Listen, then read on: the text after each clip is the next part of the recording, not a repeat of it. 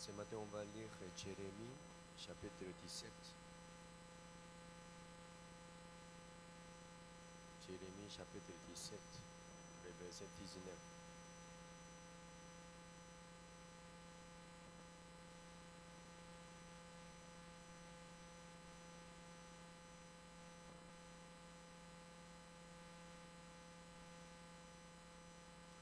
Je lis la parole.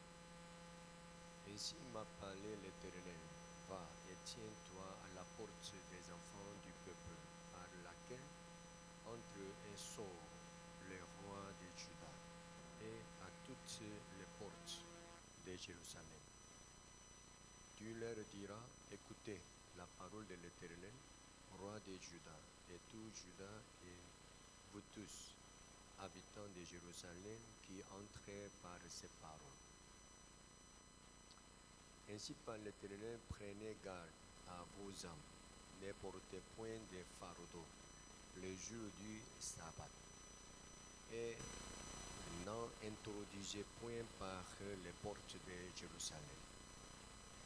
Ne sortez de vos maisons aucun fardeau le jour du sabbat, et ne faites aucun ouvrage, mais sanctifiez le jour du sabbat, comme je l'ai ordonné à vos pères. Ils n'ont pas écouté, ils n'ont pas prêté l'oreille. Ils ont radis leur cou pour ne point écouter et ne point recevoir instruction. Si vous m'écoutez, dit l'Éternel, si vous m'introduisez point, si vous n'introduisez point de fardeau par les portes de cette ville le jour du sabbat, si vous sanctifiez les jours de sabbat et ne faites aucun ouvrage ce jour-là, alors entreront par les portes de cette ville les rois et les princes assis sur le trône de David, montés sur les chars et sur les chevaux, eux et leurs princes, les hommes de Juda et les habitants de Jérusalem. Et cette ville sera habitée à toujours. On viendra des villes de Juda et des environs de Jérusalem, du pays de Benjamin, de la vallée, de la montagne et du midi, pour amener des holocaustes et des victimes, pour apporter des offrandes et de l'encens, et pour offrir des sacrifices d'action de grâce dans la maison de Juda.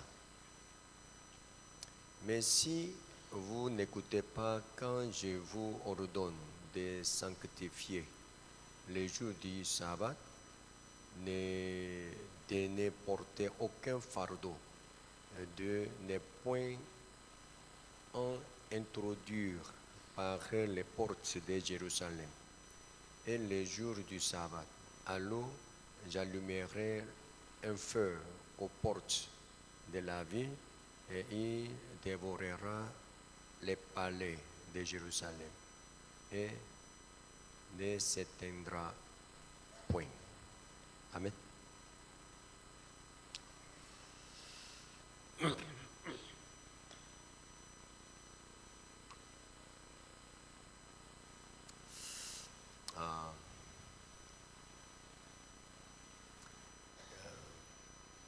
Venir à l'église, ce n'est pas toujours évident.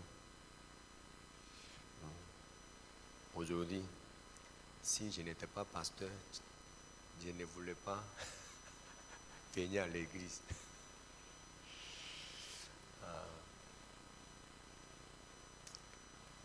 Donc, si vous êtes dans l'église, si vous êtes actuellement dans l'église, c'est la grâce de Dieu. Amen.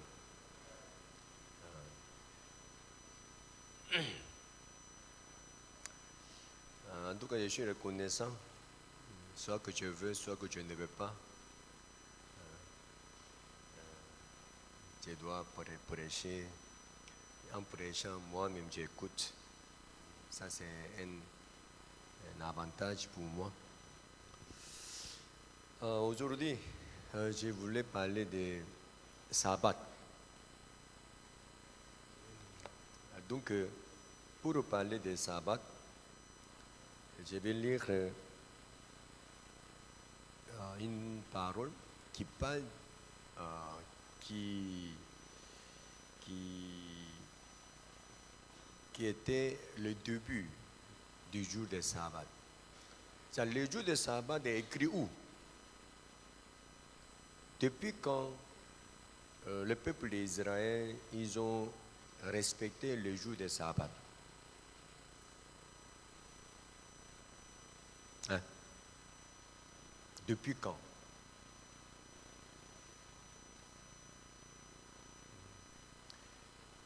On va lire Exode chapitre 20.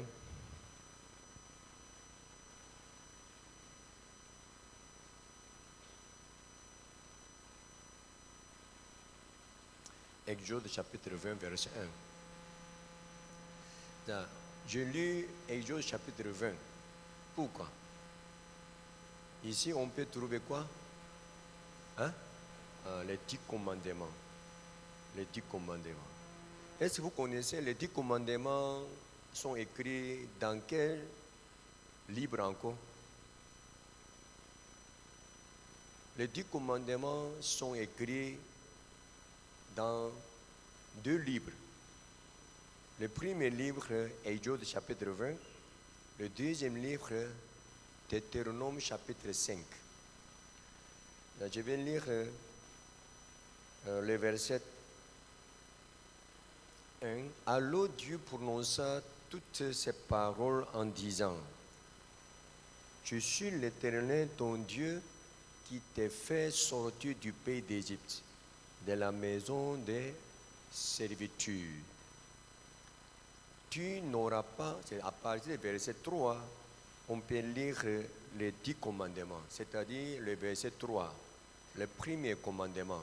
Tu n'auras pas d'autre Dieu devant ma face. Ça, c'est le premier commandement. Le verset 4.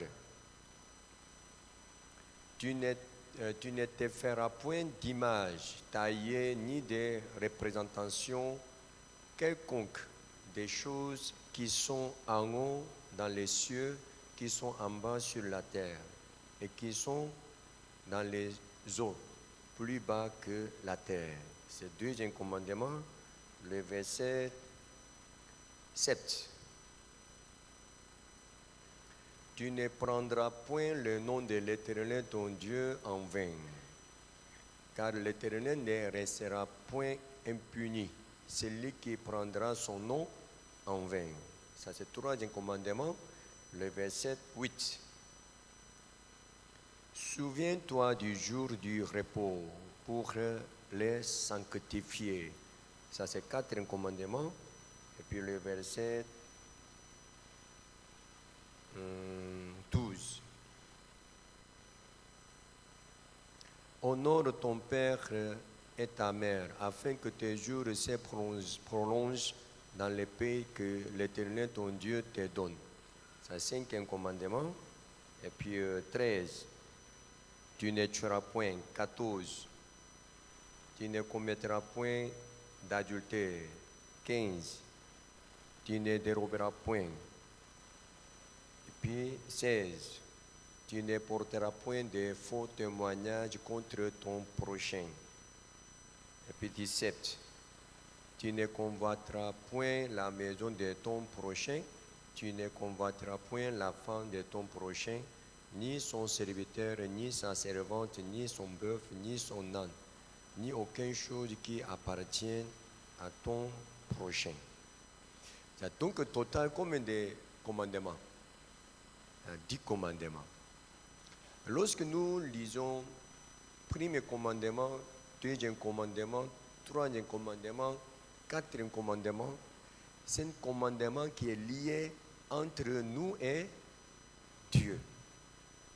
À partir du cinquième, c'est-à-dire 5, 6, 7, 8, 9, 10, ces 6 commandements, les commandements que nous devons respecter pour la relation entre les hommes.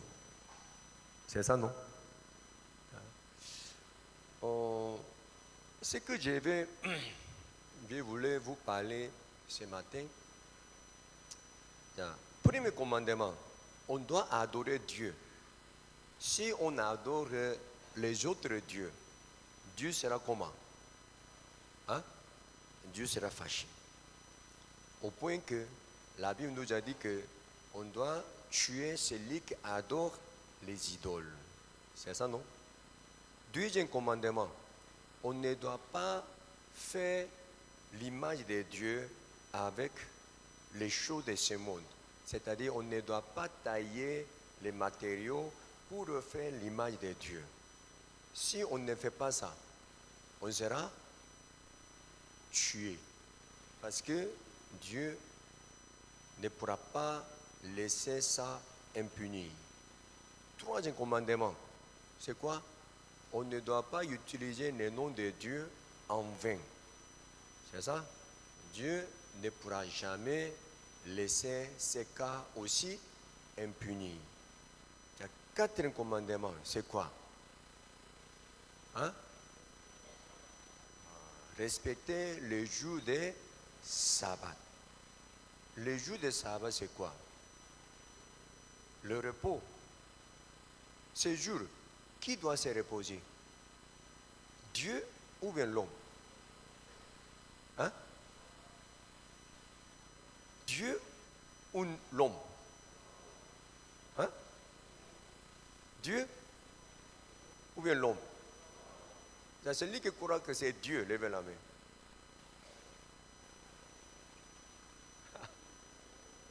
C'est l'homme. Mais tu ne comprends pas ces parties. Là. Je suis patron. Et puis sous moi, il y a des travailleurs. J'ai dit, une fois par semaine, vous allez vous reposer. C'est le jour de sabbat pour vous. Ce qui m'arrange, si vous travaillez tous les jours sans le repos, ça m'arrange. Mais je veux que vous vous reposiez comme moi, ce jour, au moins un jour par semaine. Les travailleurs, ils seront contents, ils ne seront pas contents. Ils sont contents. Donc voilà, il y a un travailleur est venu chez moi et puis il a travaillé au jour de sabbat. Et je lui ai dit, mon ami, je t'ai dit qu'aujourd'hui est le jour de sabbat, le jour du repos. Donc tu dois te reposer. Mais pourquoi tu viens? Il dit, patron, je vais travailler. Je vais travailler. Vraiment, il insiste. Il veut travailler. Ça m'énerve ou bien ça m'arrange. Hein? Ça m'arrange, mais ça m'énerve. Hein? Ça m'arrange, n'est-ce pas? Amen. Mais pourquoi Dieu dit que si vous voyez la personne qui travaille au jour de sabbat, au jour de repos, vous devez le tuer? Pourquoi? Hein?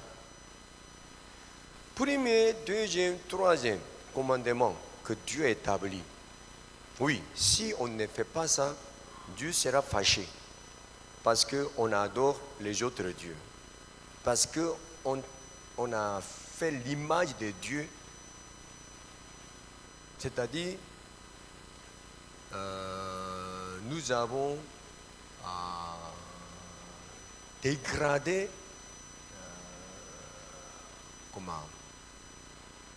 la personne de Dieu. Vous comprenez? Vous comprenez pas? Vous ne comprenez pas? C'est-à-dire, Dieu est vraiment grand. Dieu est vraiment grand. Mais si on a taillé un bœuf en disant que ça c'est Dieu, en voyant Dieu, en voyant ce bœuf qui présente Dieu, Dieu il est créateur. L'homme a taillé une créature et puis ils ont dit que c'est Dieu. Ça vraiment, ça gâte la qualité de Dieu. Vous comprenez? C'est mépris. Amen. Dieu est là, mais les gens adorent le faux Dieu. Vraiment, ça détruit, vraiment, ça brise le cœur de Dieu. C'est ça? Et puis, troisième commandement. Si nous utilisons le nom de Dieu en vain, c'est-à-dire nous utilisons le nom de Dieu pour rien.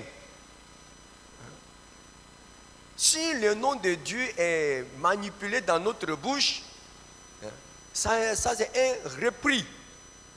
Par exemple, un jour, les missionnaires d'Israël, c'est-à-dire les pasteurs coréens que notre mission a envoyés en Israël. Actuellement, il est là. Il y a plus de 28 ans, à peu près 30 ans, il est en Israël. Et donc, il a raconté beaucoup ce qui était passé. Un jour, il m'a dit que lorsque il voulait partager la parole avec un Israélien, un jeune Israélien, il a ouvert la Bible. Et puis, il a lu la Bible. Et puis, il a prononcé le nom Dieu, Yahweh. Lorsqu'il a prononcé ce mot, ce jeune homme israélien, il a fermé la Bible. Et puis il s'est levé et puis il a insulté. Comment tu es un païen, peut prononcer le nom de l'Éternel? C'est un blasphème. Nous qui sommes Israéliens même ne pouvons pas prononcer son nom librement. Mais comment toi qui es païen peux prononcer le nom de l'Éternel librement? Je ne peux jamais accepter. Et fermer la Bible et puis il s'est levé et puis il est parti. Donc, utiliser le nom de Dieu en vain, c'est un grand, c'est-à-dire c'est un péché même. Vous comprenez? Et donc Dieu a dit que ces trois catégories, c'est-à-dire ceux qui ont transgressé ces commandements, ils devaient être tués. C'est ça? Mais quatrième, celui qui transgresse les 4 commandements aussi doit être tué. À cause de quelle raison? Il a fait quoi contre Dieu? Oui, Dieu lui a demandé de se reposer. Pour qui? Pour lui, ce n'est pas pour Dieu. On va lire Deutéronome. Deutéronome chapitre 5. Je vous ai dit que Deutéronome aussi, 10 commandements est écrit.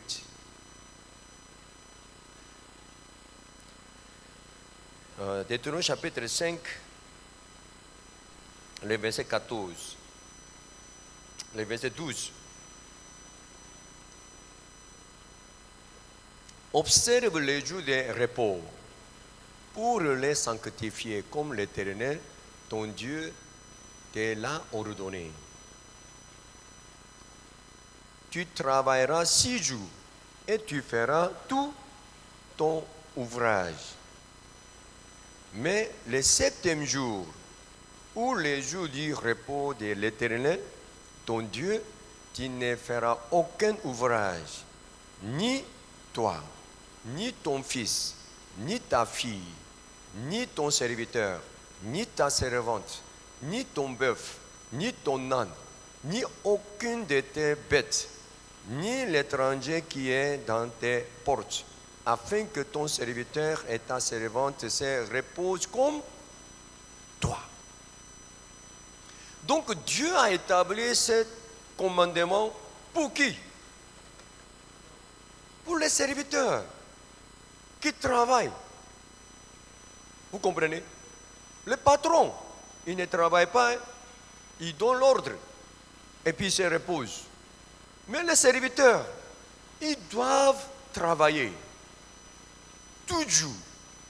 Mais en pensant les serviteurs, la vie des serviteurs, Dieu a dit qu'il faut te reposer au moins une fois par semaine. Vous comprenez? Mais volontairement, ce n'est pas obligatoirement. Volontairement, le serviteur, il veut travailler. Voilà un Israélien, il veut travailler volontairement. Mais Dieu a dit que il faut le tuer. Pourquoi? Hein? Pourquoi? Alors, vous savez, Jésus est qui? Jésus est le jour du... Jésus est le maître du sabbat. C'est ça, non? Ça veut dire quoi? Hein? Jésus est le maître du sabbat. Jésus a dit que celui qui est fatigué et chargé, venez à moi, je vous donnerai du repos. Ça veut dire que si nous entrons en Jésus, on peut se reposer. Vous comprenez? Ça veut dire que si on est sauvé, si on a accepté Jésus, si on est entré en Jésus, on est dans les jours du sabbat, du repos. Amen. Ça veut dire que nous sommes entrés dans les jours du sabbat éternel. Vous connaissez, il y a des chrétiens qui respectent les jours du sabbat. Selon leur calcul, le jour du sabbat commence quand? Vendredi soir. C'est-à-dire matin, midi, soir. Vendredi soir, on commence. Et puis, jusqu'à quand? Samedi, matin, midi, soir. Depuis vendredi soir jusqu'à samedi soir. Ça, c'est le jour du sabbat. Mais beaucoup de personnes se reposent quand? Hein? Dimanche. Donc les gens disent qu'on ne respecte pas la parole de Dieu. Seulement eux seuls respectent la parole de Dieu. Vraiment, ils n'ont rien compris. Si vraiment on est sauvé, on est déjà entré dans les jours de sabbat éternel. Vous comprenez? Si on entre dans les jours de sabbat, qu'est-ce qui se passe? Hébreux chapitre 4, verset 9.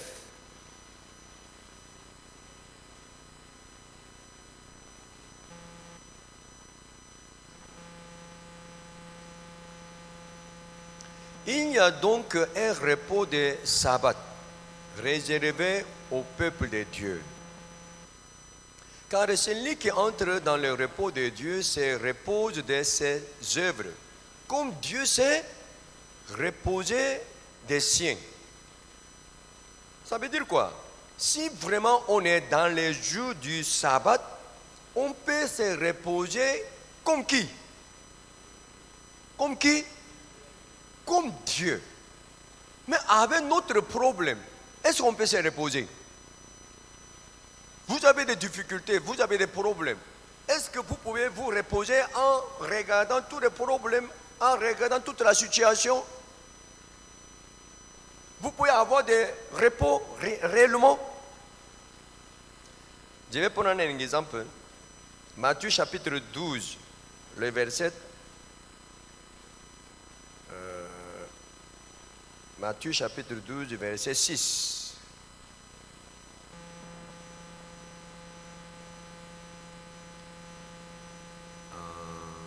Verset 1, en même temps.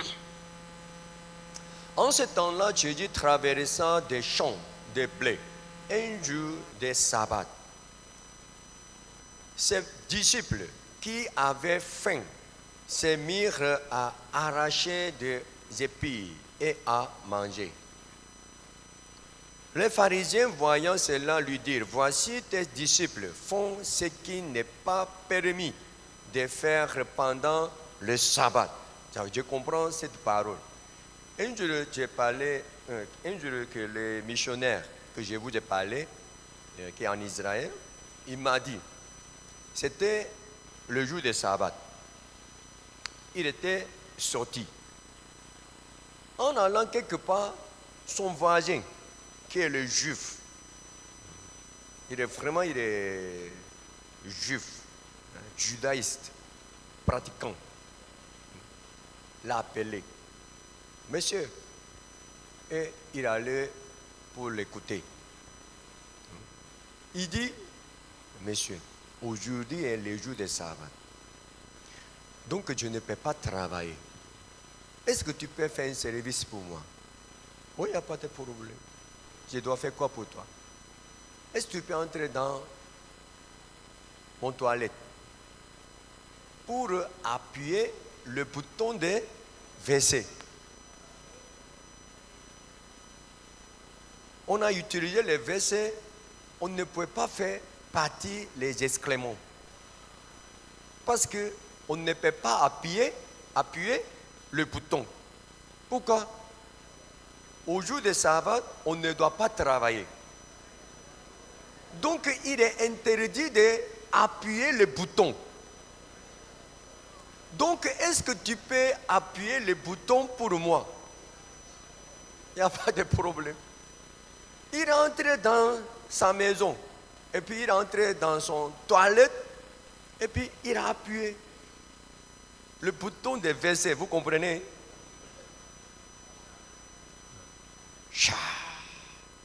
Il dit merci. Et puis il a fait ses besoins. Prends la photo. C'est interdit. Pourquoi? On doit appuyer quoi? Le bouton. Donc on ne doit pas travailler. Donc tout à l'heure on a lu, je vais voir les versets. Les pharisiens, voyant cela, lui dirent, voici tes disciples font ce qui n'est pas permis de faire pendant le jour de sabbat. Ils ont fait quel travail? Ils ont récolté. C'est ça? C'est un grand péché. Le verset 3.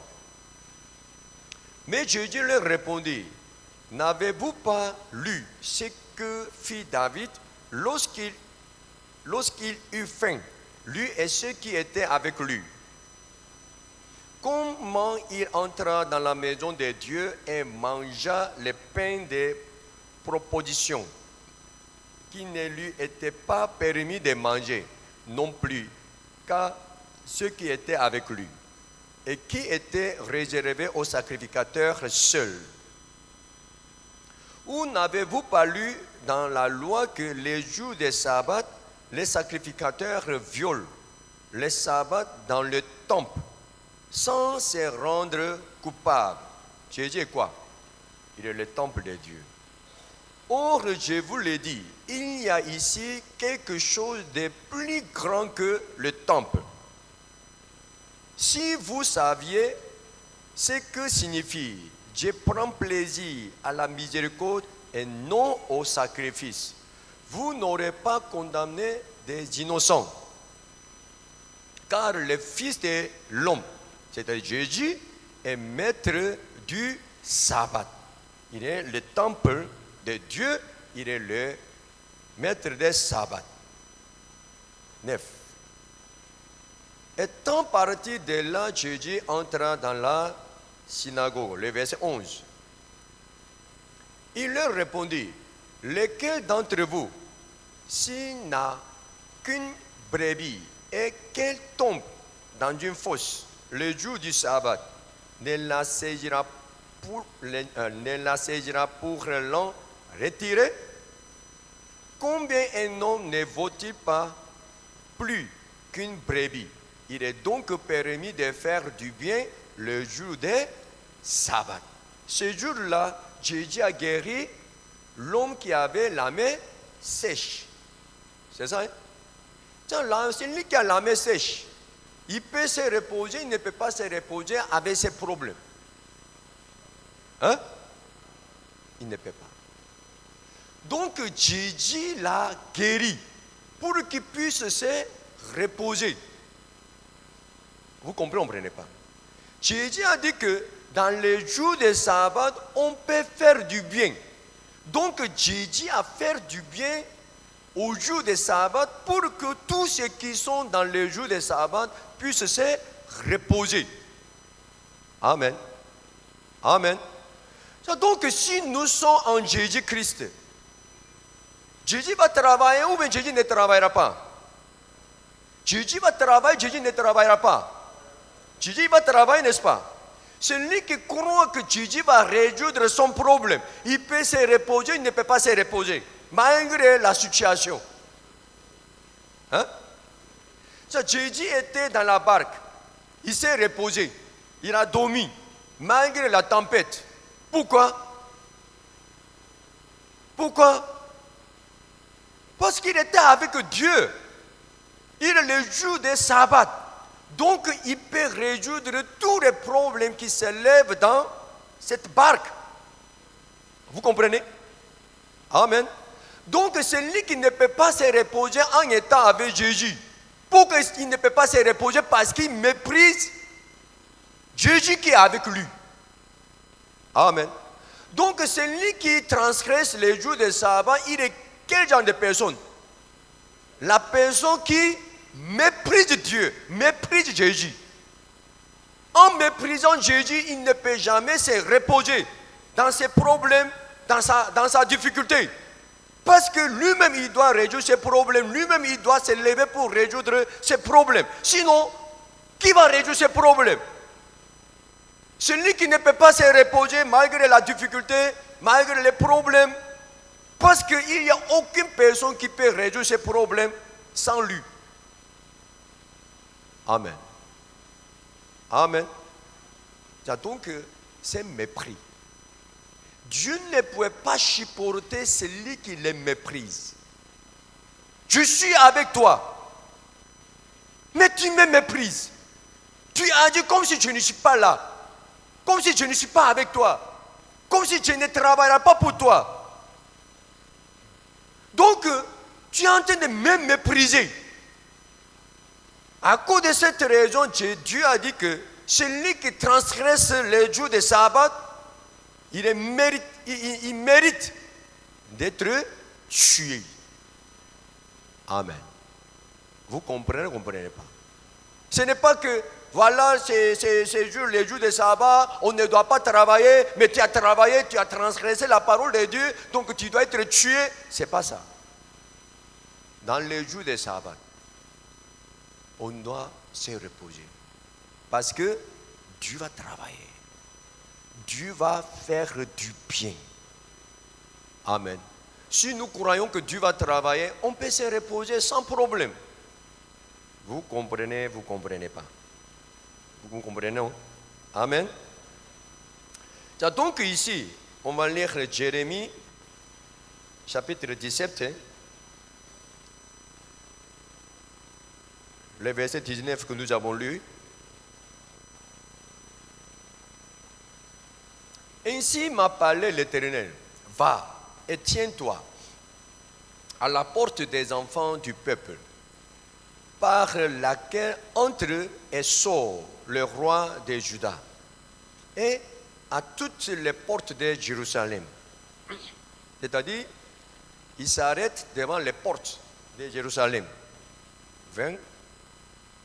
Tu leur diras, écoutez la parole de l'Éternel, roi de Juda et tout Juda, et vous tous, habitants de Jérusalem, qui entrez par ces portes. Ainsi par l'Éternel, prenez garde à vos âmes. Ne portez point de fardeau les jours de sabbat. Et n'en introduisez point par les portes de Jérusalem. Ne sortez de vos maisons aucun fardeau le jour du sabbat. C'est-à-dire, il y a deux fardeaux. Fardeau qui vient de haut, le fardeau qui est dans la maison. C'est ça, non? Amen. Dans votre maison, il y a des problèmes, il n'y a pas de problèmes. Hein? Moi aussi, j'ai des problèmes. Ou de la maison, vous avez des problèmes, vous n'avez pas de problème. Il y en a plein. Actuellement, il y a trop de problèmes. Lorsque je regarde un peu loin, ce qui va arriver demain, ce qui va arriver après-demain, ce qui va arriver dans une semaine, il y a plein de fardeaux qui sont prêts d'entrer dans la porte. Les problèmes sont étalés pour entrer dans la maison. Et puis, les fardeaux sont déjà dans la maison. Mais Dieu a dit que ne doit pas faire entrer, ne doit pas faire sortir. Pourquoi? Forcément, on doit porter ça. Amen. Amen. En regardant le fardeau qui est dans la maison, on peut se reposer, on ne peut pas se reposer. On ne peut pas se reposer. Dans notre cœur, il y a un cœur qui veut faire sortir ce fardeau. Nous voulons nous dégager de ces fardeaux. Ce n'est pas comme ça. C'est ça, hein? Et moi aussi, même chose. Je vois beaucoup de problèmes dans la maison. Je vais faire sortir. Je vais enlever. Pour que dans ma maison, il y aura aucun problème. Mais les problèmes sont là. Dans ma maison, il n'y a aucun problème. Levez la main. Hein?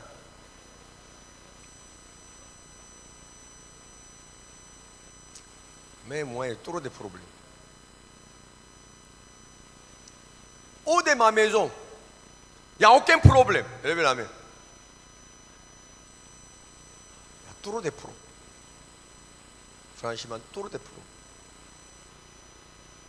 Mais si on est en Jésus, on est déjà dans les jours de sabbat. Donc, selon Dieu, je ne dois pas permettre d'entrer ces fardeaux dans ma maison.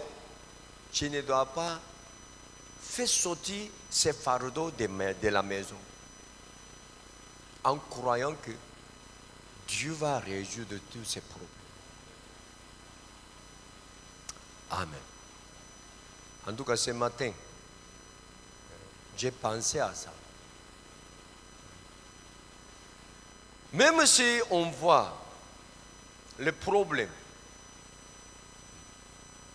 en temps normal, nous aurons un cœur qui ne veut pas voir ces fardeaux. Ça nous dérange. Ça nous dérange. C'est ça, hein? Il n'y a pas un problème que vous voulez enlever. Hein? Ou bien vous voulez enlever votre mari. Ou bien vous voulez enlever votre femme. Avec toi, je ne peux pas me reposer. So, vraiment, en étant avec toi, vraiment...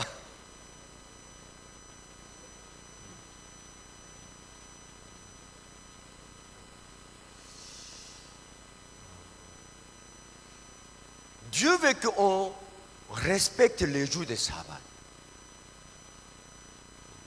Je ne parle pas depuis vendredi soir jusqu'à samedi soir. Non. Dans toute notre vie. Si on est sauvé, on est déjà dans les jours de sabbat. Si nous voyons que dans notre barque, Jésus est là, on peut se reposer, on doit se reposer. Si on ne se repose pas, ça devient le mépris. Le mépris contre Dieu. C'est ça? Amen.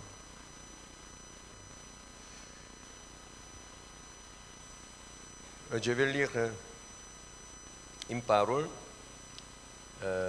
Jérémie, chapitre 1, le verset 17.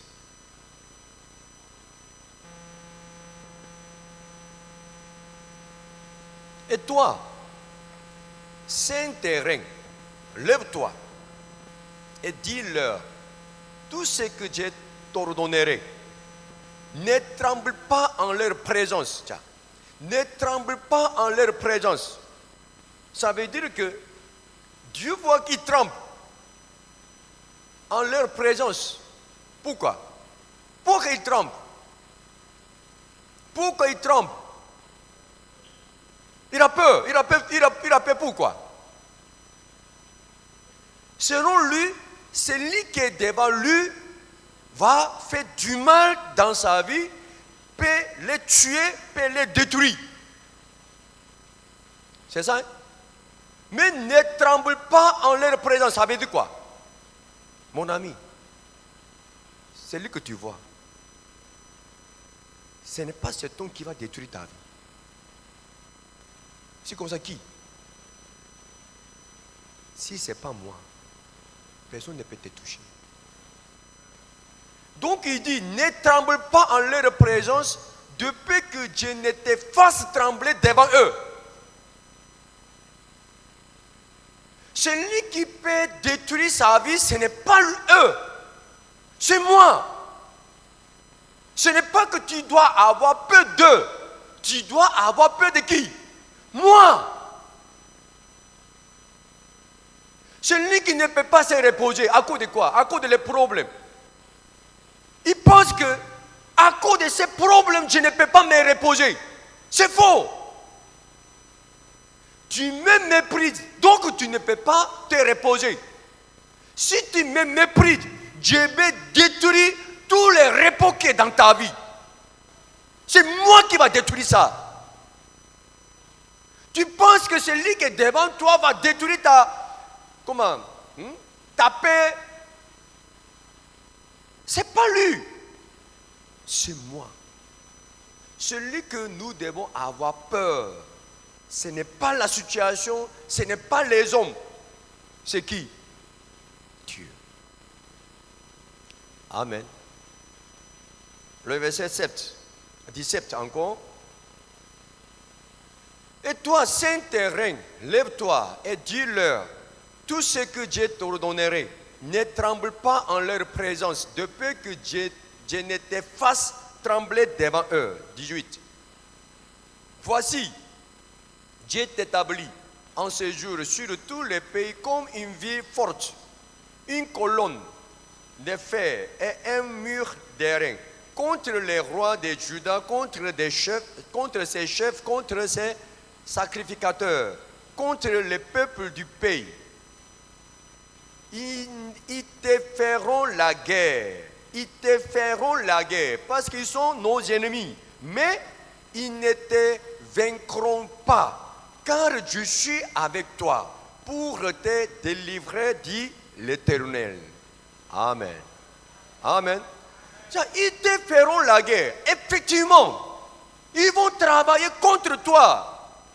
Mais il ne faut pas oublier qu'ils ne pourront jamais te gagner. Pour que je suis avec toi. Malgré moi, si tu as peur d'eux, moi-même je vais te détruire. Amen. Vous comprenez? Donc celui qui ne peut pas se reposer, il va dire quoi? Je ne peux pas me reposer à cause de tel problème, à cause de telle personne, à cause de telle situation. Mais Dieu dit que tu t'es trompé. Tu penses que tu ne peux pas te reposer à cause de lui parce que il va détruire ta vie, il va faire du mal dans ta vie, il va te vaincre. Non, ce n'est pas possible. Je suis avec toi. Comment tu peux imaginer que ça va arriver? Jamais. Oui, ils vont faire la guerre contre toi, mais ils ne pourront jamais te vaincre. Parce que je suis avec toi. Malgré que je suis avec toi, si tu trembles toujours, si tu as peur d'eux toujours, c'est moi qui va se lever, moi qui va me lever pour agir contre toi. Vous comprenez ce que j'ai dit? Vous comprenez? Lorsque je lis Jérémie, je lis ça encore, chapitre 15, verset 20.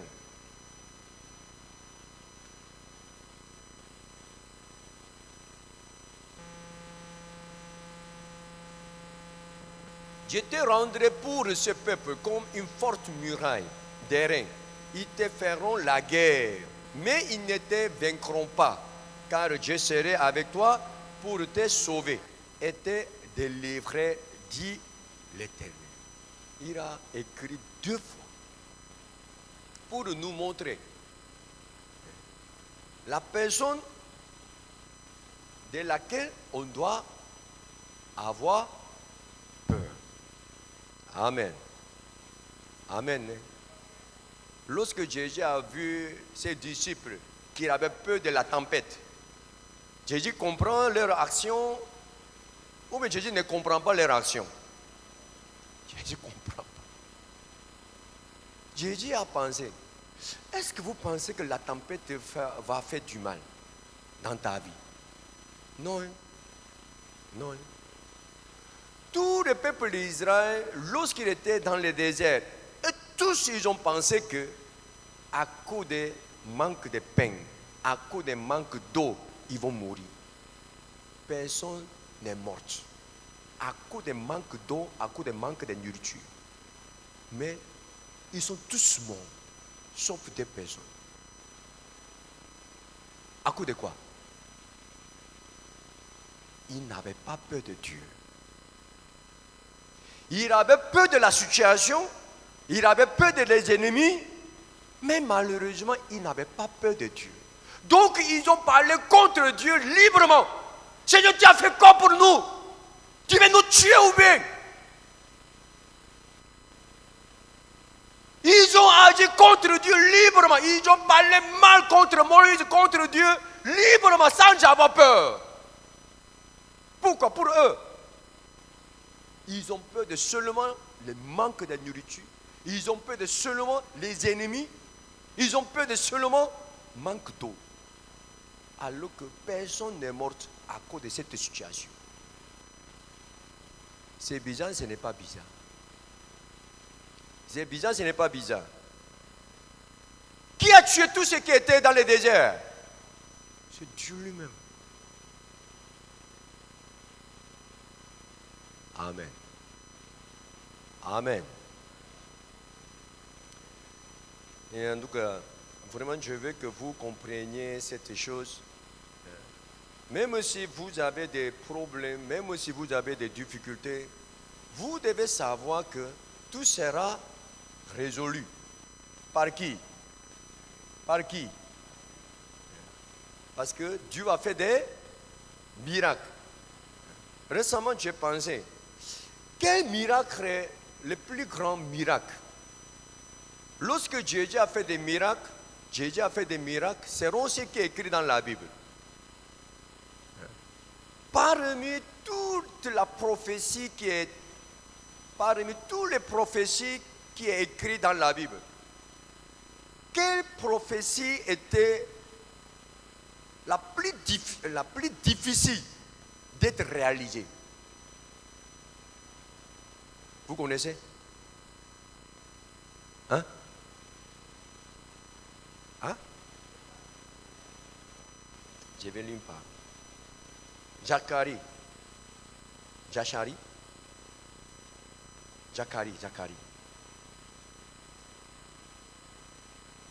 Chapitre 3.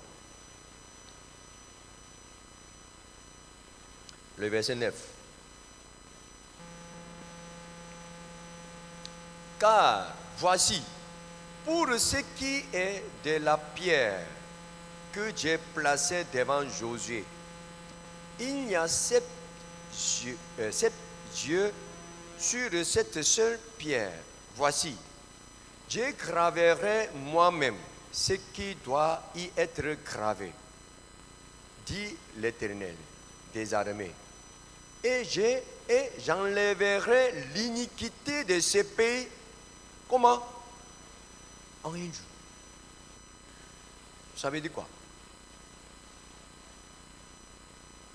Le péché de ce monde sera résolu en un jour. Depuis Adam jusqu'à la fin de ce monde, tout le monde a péché. Tout le monde a péché. Est-ce qu'on peut peser la quantité de tous les péchés de ce monde? Est-ce que vous avez vu un film comment ça s'appelle? Pèlerinage, voyage, pèlerin.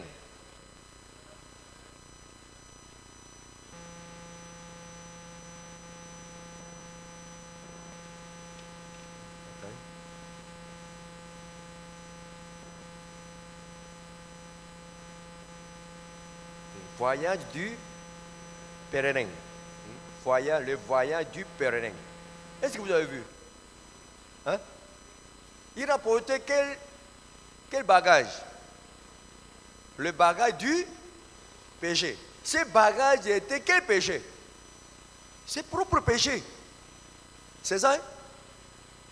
Ces gens de fardeau que chacun a porté est tombé sur eux, une seule personne. Ça va peser combien de tonnes?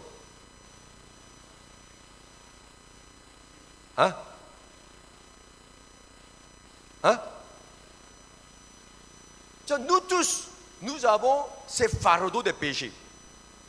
Depuis notre naissance jusqu'à notre mort. En grandissant, avec le temps, ce fardeau a grandi ou bien diminué?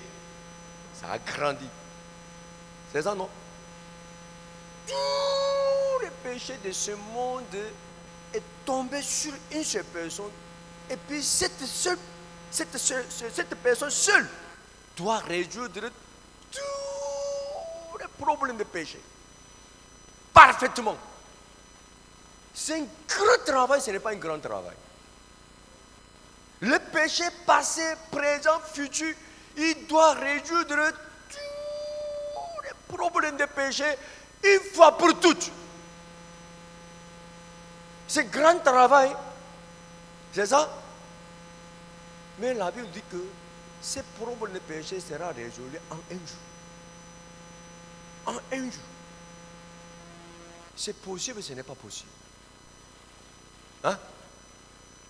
Écoutez bien, pour les musulmans, pour résoudre les problèmes de leur péché, chaque jour, il doit demander pardon. Les musulmans aussi, même chose. Les chrétiens aussi, ils sont devenus même chose. C'est ça? Amen. Qui peut résoudre ces problèmes? Et puis comment cette personne pourra résoudre le problème de péché en un jour? C'est possible, ce n'est pas possible. On va lire. On doit bien maintenant voir, on doit calculer. Est-ce que le problème de nos péchés était résolu en un jour? Vous comprenez? Je vais lire d'abord Ésaïe chapitre 53. Ésaïe chapitre 53.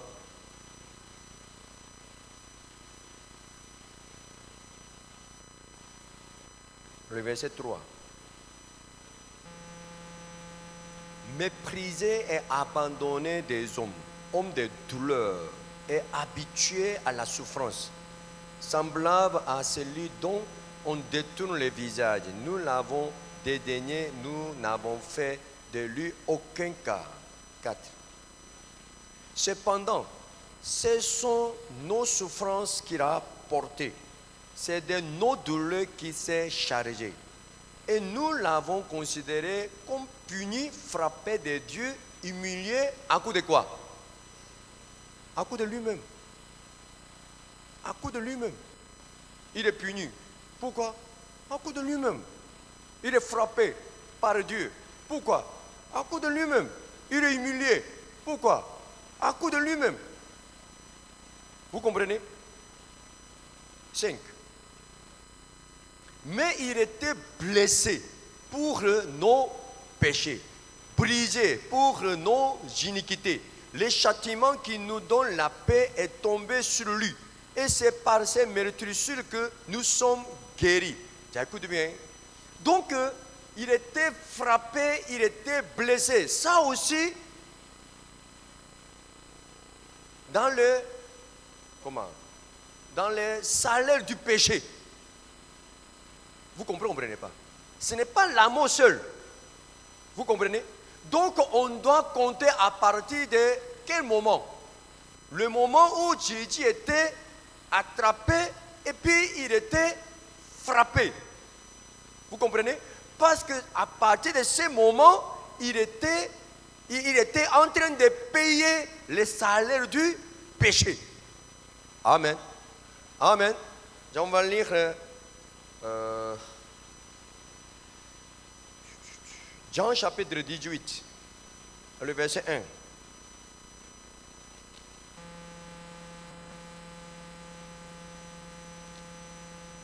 Lorsqu'il eut dit ces choses, Jésus alla avec ses disciples de l'autre côté du torrent du Cédron, où se trouvait un jardin dans lequel il entra, lui et ses disciples.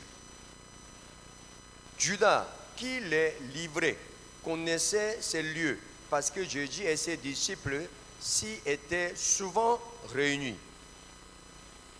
Judas donc, ayant pris la cohorte et des huissiers qu'envoyaient les principaux sacrificateurs et les pharisiens, vint là avec des lanternes, des flambeaux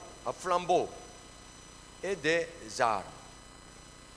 Jésus, sachant tout ce qui devait lui arriver, s'avança et leur dit, « Qui cherchez-vous » Il lui répondit, « Jésus de Nazareth. » Ça un peu avancé. Je vais lire un autre passage.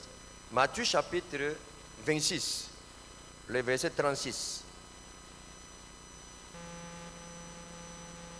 Là-dessus, Jésus alla vers eux, dans un lieu appelé Gethsémane. C'est même lieu, c'est même situation.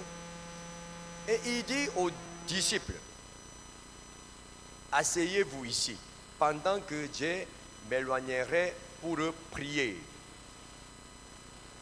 Il prit avec lui Pierre et les deux fils de Zébédée. Et il commença à éprouver de la tristesse et des angoisses. Il leur dit alors, mon âme est triste jusqu'à la mort. Restez ici et veillez avec moi.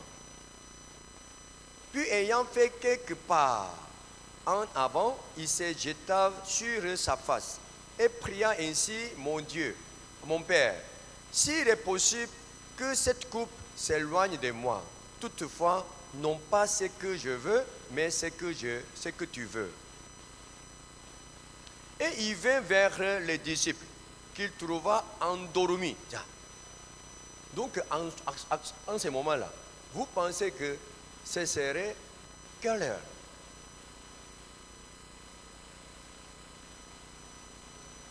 Hein?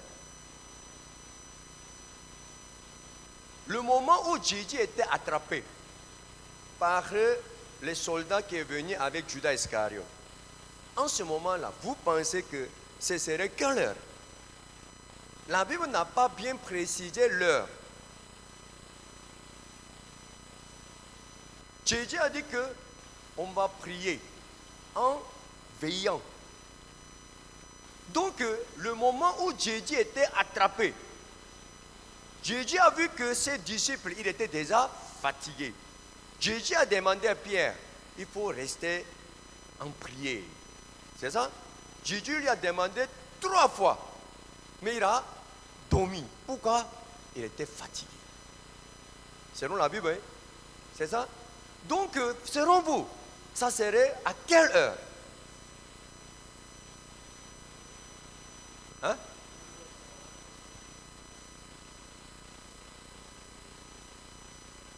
C'était jeudi soir.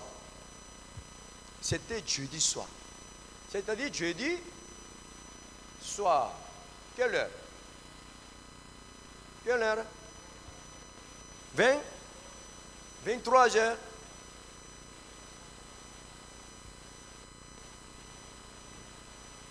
Minimum 21 heures, n'est-ce pas? C'est ça, hein? 21 heures, 22 heures. C'est ça? Ou même 23 heures. C'est plus de 21 heures. Vous êtes d'accord? C'est ça, hein? Et puis Jésus était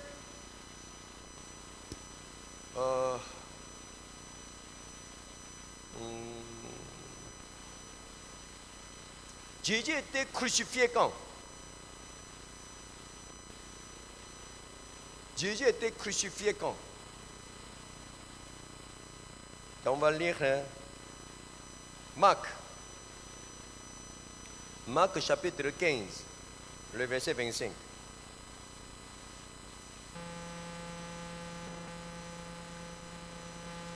C'était la 3e heure quand il est crucifié. Ça veut dire quoi? C'était vendredi. Vendredi. Quelle heure? 9 heures.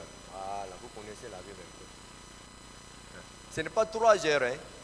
C'est 9 heures. On doit ajouter 6 heures pour que, comment, pour 30, comment,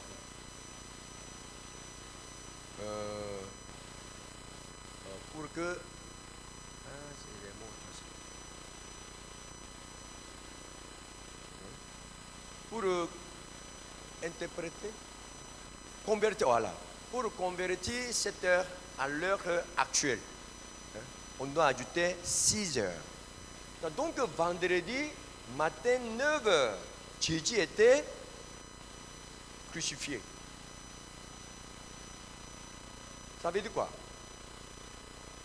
Depuis jeudi soir, 21 heures, jusqu'à le lendemain, vendredi 9 heures, tous ces procès de la justice étaient passés. Pendant ce temps, Pierre ira régner 3 fois.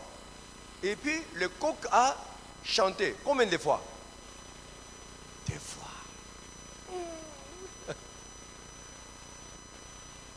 2 fois. Vous comprenez?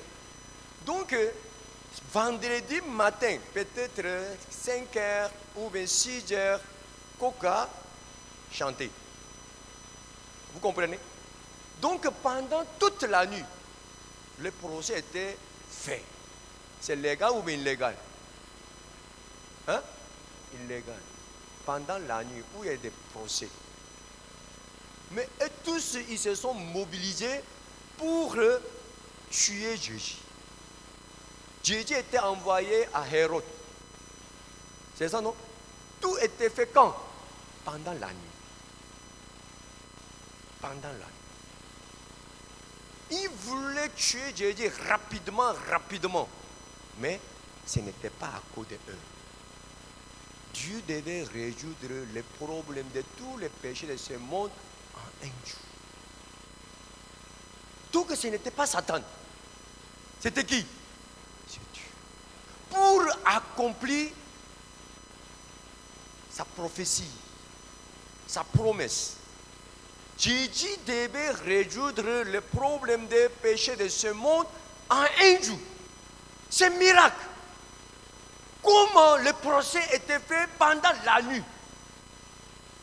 les sacrificateurs, les principaux sacrificateurs, les anciens, et puis Pilate même, il était là.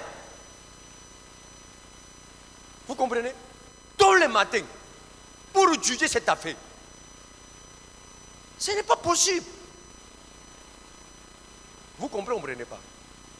Toute l'histoire que vous connaissez était faite pendant cette nuit. Vous comprenez? Le moment où Jésus était crucifié, c'était 9 heures. Donc avant 9 heures, tout était fait. Jésus était frappé. Ce que vous avez vu dans les films, c'est entre le cœur, c'est-à-dire c'était 22 heures, 23 heures, 24 heures, 1, 2, 3, 4, 5, 6, 7, 8. C'est ça? Pendant la nuit, tout était passé. Et puis Jésus est mort quand? Marc chapitre 15, le verset 33. Les 6e heure étant venue, il y eut des ténèbres sur toute la terre jusqu'à 9e heure. C'est quelle heure? 15 heures. Et puis 34. Et à la 9e heure, Jésus s'écria d'une voix forte: Eloi, Eloi, lama sabachthani. Ce qui signifie: mon Dieu, pourquoi m'as-tu abandonné? 34, 35. Quelques-uns de ceux qui étaient là, l'ayant entendu dire: voici, il appelle Élie, et puis etc. Donc Jésus était, c'est-à-dire sa vie était terminée à quelle heure? 15 heures. Vous comprenez? Donc depuis que Jésus était frappé, jusqu'à Jésus a payé le salaire de tous les péchés de ce monde, tout était passé en moins de 1 jour. En 1 jour. C'est extraordinaire, ce n'est pas extraordinaire. Le péché de ce monde était résolu en 1 jour. Personne ne pouvait croire. Comment tous les péchés de ce monde peuvent être résolus en 1 jour? C'est pas possible. Ce n'est pas possible. Mais tout était passé comme ça. Et puis la Bible nous a dit que Jésus est ressuscité quand?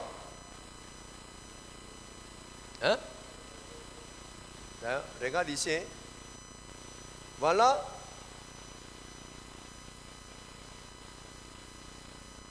C'est 15 heures, vendredi. Et puis, c'est vendredi, c'est-à-dire vendredi, 24 heures. Et puis, c'est vendredi. Et puis comment? Samedi. Et puis, dimanche. La Bible nous a dit que Jésus est ressuscité quand?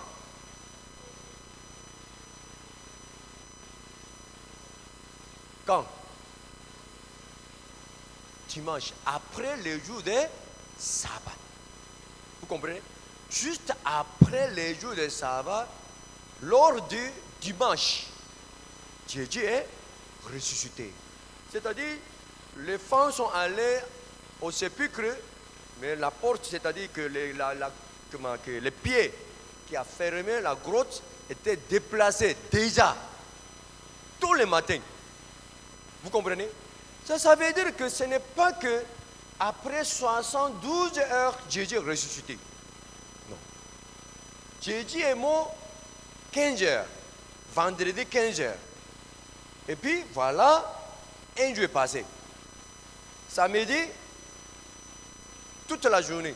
C'est-à-dire pendant tous les samedis, Jésus était là, dans la grotte. Et puis dimanche matin, il est ressuscité.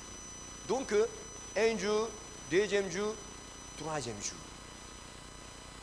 Vous comprenez? Amen. Donc Jésus est ressuscité après 3 jours. Amen. Donc on fait le culte à chaque dimanche pour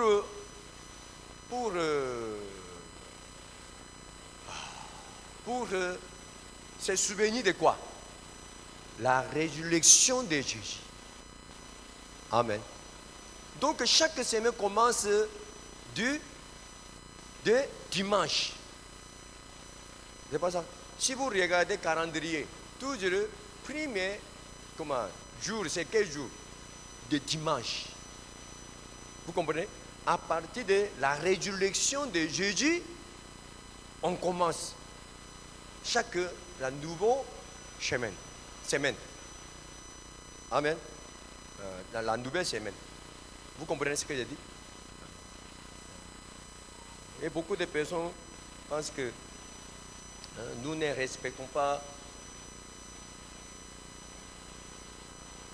les jours de sabbat. Ce n'est pas ainsi. Je vais lire une parole pour bien éclaircir ça en même temps. Philippiens, à Colossiens chapitre 2, le verset 16. Colossiens chapitre 2, verset 16. Que personne donc ne vous juge au sujet du manger ou du boire, ou au sujet d'une fête, d'une nouvelle lune, ou des sabbats. C'était l'ombre des choses à venir, mais le corps est en Christ. Amen.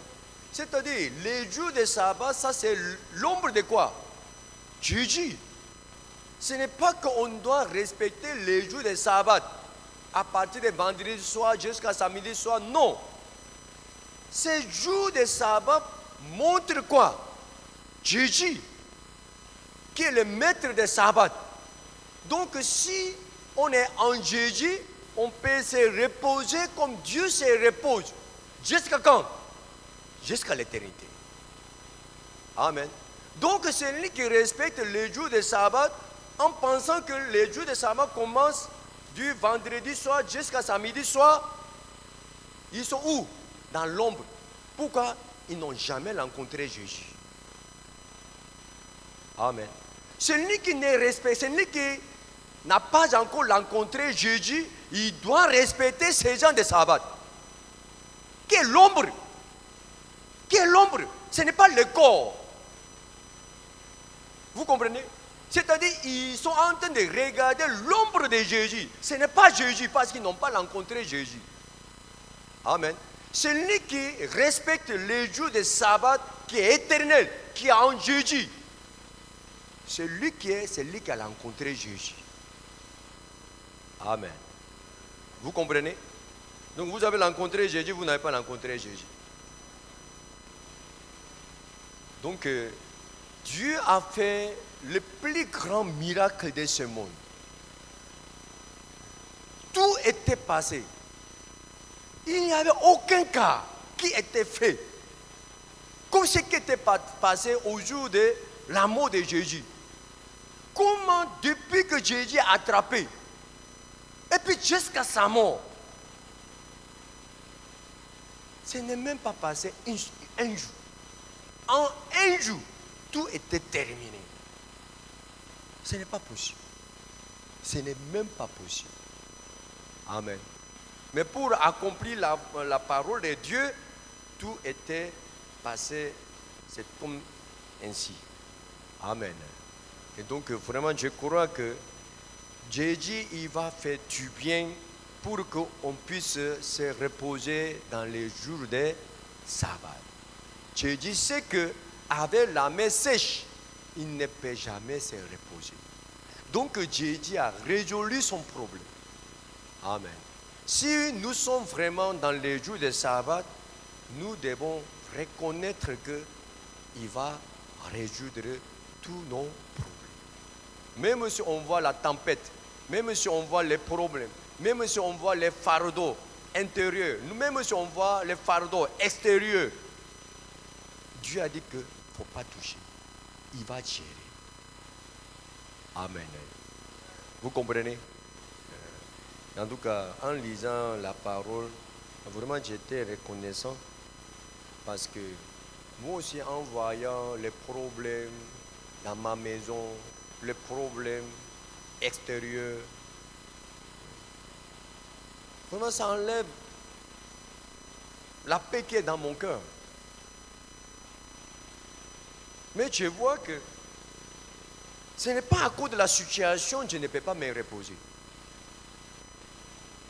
Je méprisais Dieu, donc je ne peux pas me reposer. Amen. Amen. Franchement, sans croire en Jésus, malgré la difficulté, malgré les problèmes, on se repose. Non, ce n'est pas possible. Je vois les problèmes. Ce n'est pas qui est haut de ma maison. Dans ma maison même, je vois les problèmes. Donc, vraiment, je veux que cette parole devienne une parole qui change notre cœur, qui dirige notre cœur, qui conduit notre vie jusqu'à la fin. Amen. Prions.